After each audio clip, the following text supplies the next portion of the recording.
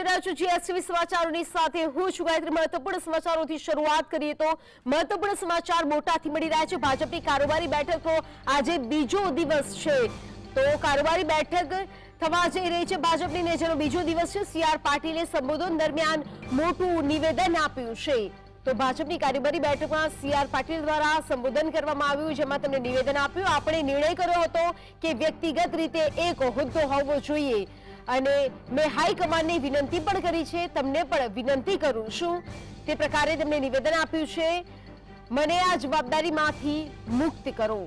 તો પાટીલ દ્વારા કહેવામાં આવ્યું છે કે મેં હાઈકમાન્ડને વિનંતી કરી છે કે મને જવાબદારીમાંથી મુક્ત કરો અને કોઈને જવાબદારી સોંપો જે બધાને સાથે રાખીને ચાલી શકે। તો મહત્વનું આ નિવેદન પાટીલ દ્વારા આપવામાં આવ્યું છે। ભાજપની કારોબારી બેઠકનો આજે બીજો દિવસ અને જવાબદારીમાંથી મુક્તિની માંગ પાટીલ દ્વારા કરવામાં આવી છે। તો સીઆર પાટીલે સંબોધન દરમિયાન મોટું નિવેદન આપ્યું છે અને તેમણે કહ્યું કે જે બધાને સાથે લઈને ચાલે તેને આ જવાબદારી સોંપો।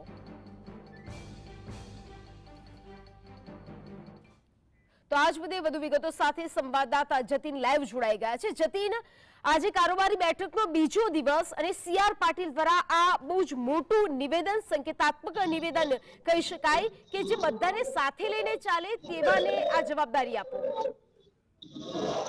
આજે ભારતીય જનતા પાર્ટીની કારોબારી બેઠકની શરૂઆત થઈ ચૂકી છે। સારંગપુર બીએપીએસના મંદિર ખાતે બેઠકની શરૂઆત કરવામાં આવી છે। 9 કલાકે બેઠકની શરૂઆત થઈ। બેઠકની શરૂઆતમાં જ સીઆર પાટીલ સંબોધન કરીને બેઠકની શરૂઆત કરવાના હતા, ત્યારે સંબોધન કરતા તેઓએ સ્પષ્ટપણે પહેલા જ કહી દીધું કે પાર્ટીનો નિયમ છે એક પદ અને એક વ્યક્તિને એક જ પદ આપવું, ત્યારે તેઓને કેન્દ્રમાં મંત્રી બનાવવામાં આવે છે ત્યારે તેને લઈ તેઓએ સંબોધનની શરૂઆતમાં જ કહી દીધું કે મેં દિલ્હી હાઈકમાન્ડમાં વાત કરી લીધી છે, પાર્ટીના જવાબદાર નેતા તરીકે એક પદ જ મને આપવું જોઈએ, જેના કારણે તેઓને કહી દીધું છે કે ગુજરાત પ્રદેશ અધ્યક્ષ તરીકે કોઈ નવા નામની નિમણૂક કરવામાં આવે જે પાર્ટીમાં છેલ્લા ઘણા વર્ષોથી કાર્યરત હોય, તેમજ જે તમામ લોકોને સાથે લઈને ચાલી શકે, તમામ કાર્યકર્તાઓને સાથે લઈને ચાલી શકે, તેમજ સરકાર અને સંગઠન વચ્ચે તાલમેલ બેસી રહે તે પ્રકારના વ્યક્તિની નિમણૂક કરવામાં આવે તે પ્રકારની વાત તેમણે શરૂઆતના સંબોધનમાં જ કરી દીધી। એટલે કે જે પ્રકારે સીઆર પાટીલની 3 વર્ષની ટર્મ પૂર્ણ થઈ ચૂકી હતી, ટર્મ પૂર્ણ થયા બાદ નવા અધ્યક્ષને લઈ વાતો ચાલી રહી હતી, ત્યારે આજે સીઆર પાટીલે બેઠકની અંદર શરૂઆતમાં જ કહી દીધું કે નવા અધ્યક્ષની હાઈકમાન્ડમાં ચર્ચા કરી, હાઈકમાન્ડમાં જાણ કરી દીધી કે નવા અધ્યક્ષની નિમણૂક કરવામાં આવે, ત્યારે તેમને સ્પષ્ટ સૂચન કરતા એ પણ કહ્યું કે નવા અધ્યક્ષ જે પણ આવે તે તમામ કાર્યકર્તાઓનો સાથ રાખીને કાર્ય કરે, તેમજ સરકાર અને સંગઠન વચ્ચે યોગ્ય તાલમેલ રહે તે પ્રકારના નેતા આવે અને અધ્યક્ષ આવે તે પ્રકારની તેઓએ સૂચના અને કહ્યું છે।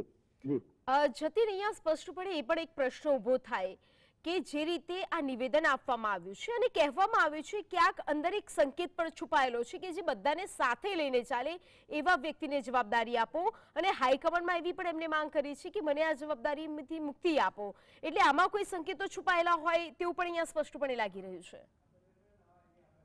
છેલ્લા કેટલાય સમયથી ભારતીય જનતા પાર્ટીમાં કોંગ્રેસના લોકો આવી રહ્યા છે, નેતાઓ આવી રહ્યા છે, તેને લઈ સંગઠનમાં ખૂબ જ કકળાટ ચાલી રહ્યો છે। મોટા નેતાઓ અને નાના નેતાઓ વચ્ચે, કાર્યકર્તાઓ વચ્ચે બાંધછોડ જેવી જોવા મળી રહી છે। ગઠબંધનમાં પણ ક્યાંક ને ક્યાંક સરકાર અને સંગઠનમાં પણ રાજકીયનો અભાવ જોવા મળી રહ્યો છે, તેના કારણે તમામ લોકો અને કાર્યકર્તાઓને નેતાઓને સૂચના આપી છે કે આ પ્રકારની વાતો જે છે એ ના કરવી જોઈએ, સંગઠન અને સરકાર સાથે મળીને કામગીરી કરવી જોઈએ, એ પ્રકારની વાત પણ કરી હતી। એટલે કે સ્પષ્ટ સૂચના આપતા કાર્યકર્તાઓને કહ્યું છે કે કાર્યકર્તાઓના મન દુઃખ પણ થયા હતા। આ પ્રકારની આગામી સમયમાં જે ચૂંટણી આવવાની છે તેમાં કોઈ પણ પ્રકારનો પાર્ટીને નુકસાની ન પહોંચે, ગુજરાતનો વિકાસ થયા કરે તે પ્રમાણે નવા અધ્યક્ષને સૂચન કરવા તેમને આદેશ આવ્યો છે।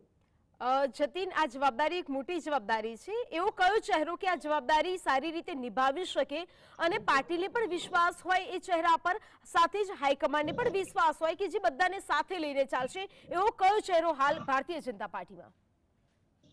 બિલકુલ, ભારતીય જનતા પાર્ટી દર વખતે કોથળામાંથી વિરાળું કાઢતું હોય તે પ્રકારે નવા અધ્યક્ષનું નામ જે છે તે કાઢી ચૂક્યું છે। ગઈ વખતે સીઆર પાટીલનું નામ પણ તે જ પ્રમાણે નીકળ્યું હતું, એટલે આ પ્રમાણે પણ કહી શકાય કે નવા અધ્યક્ષનું નામ કહેવું બહુ મુશ્કેલ કહી શકાય, પરંતુ સૂત્રો તરફથી જે મળતી માહિતી મુજબ સૌરાષ્ટ્રના જોડાઈ શકે છે, સૌરાષ્ટ્રના કોઈ નેતાને અધ્યક્ષ બનાવી શકે તે પ્રકારની વાત સામે આવી, સાથે ઓબીસી નેતાને પણ બનાવવામાં આવે તે પ્રકારની જોવા મળી રહી છે।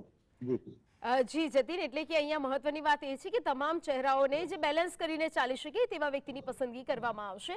આભાર આપ જોડાયા અને માહિતી